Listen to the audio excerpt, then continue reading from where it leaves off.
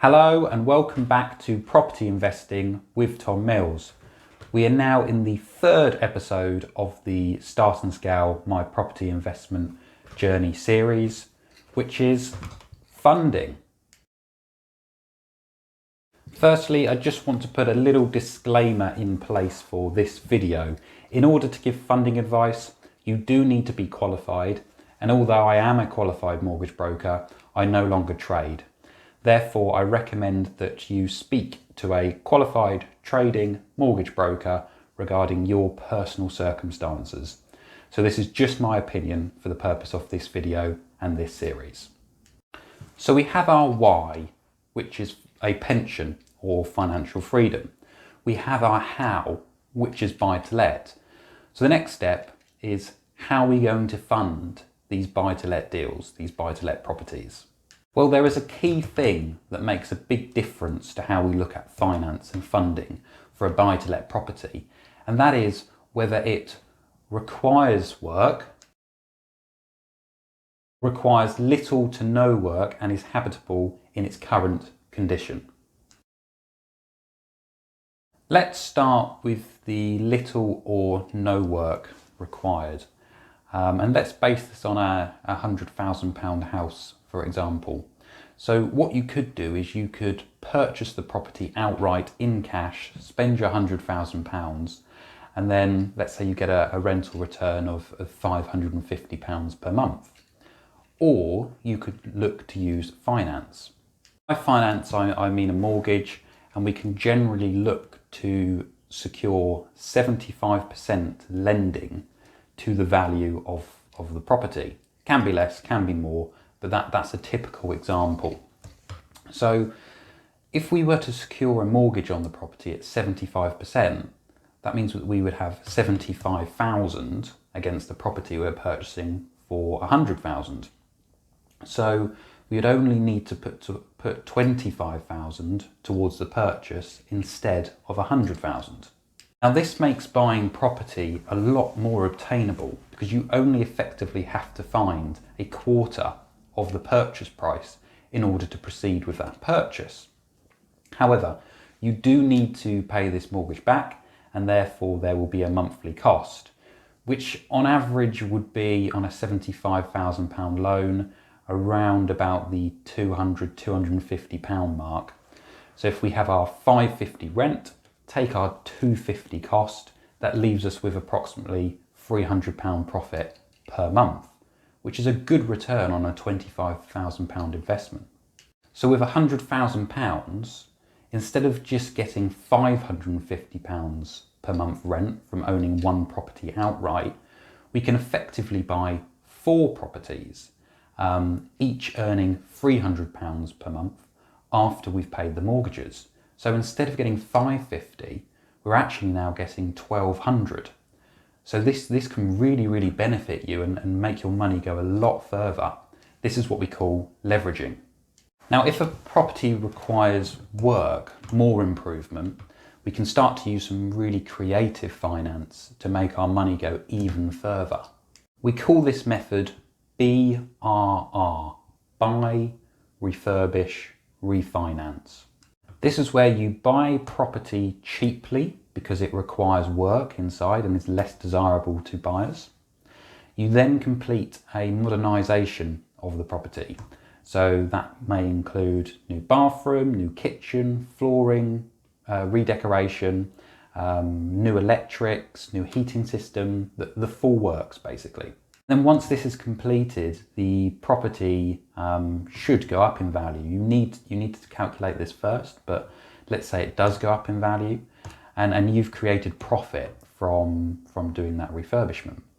You can then look to refinance that property, remortgage that property, and get back your initial investment or most of your initial investment. To explain this clearly, it's best to use some figures.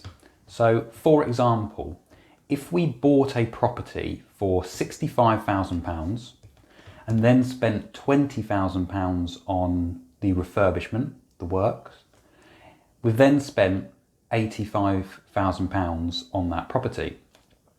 If through the work and adding the value, it's now worth £100,000, we've effectively made a £15,000 profit there. Now, what you can do is you can get finance based on the new value of the property. So if it's worth £100,000 and we can get 75% loan to value, as I explained before, we can get back 75,000. So if we spent 85 and we get back 75, we've effectively only spent £10,000 on that property. This is a really exciting way to buy because you're leveraging your money even further.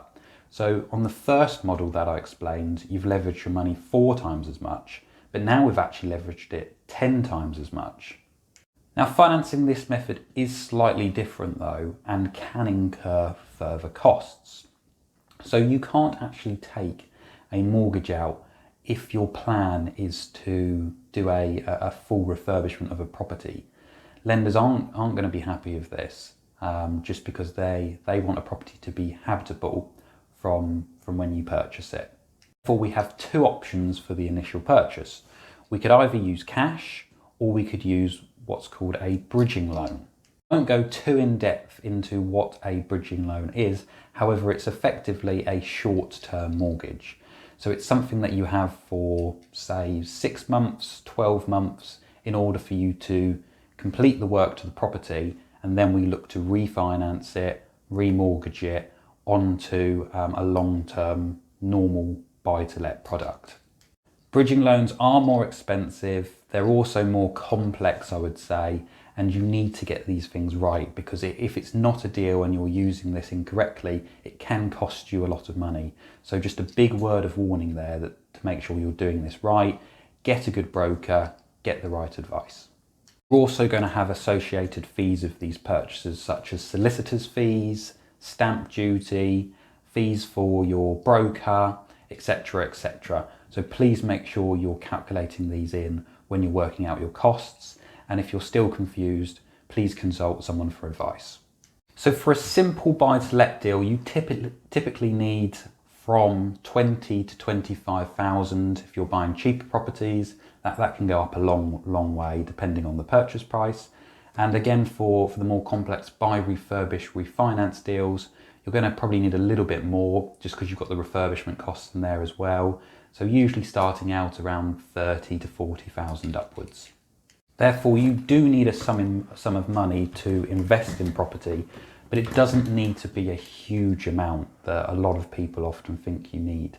Also, there are other ways of getting those funds if you don't have them, such as private investment, friends and families, lots of different ways. I'd probably recommend getting in touch with me on my contact details that you can find on the YouTube channel to discuss these further, because they are more complex methods.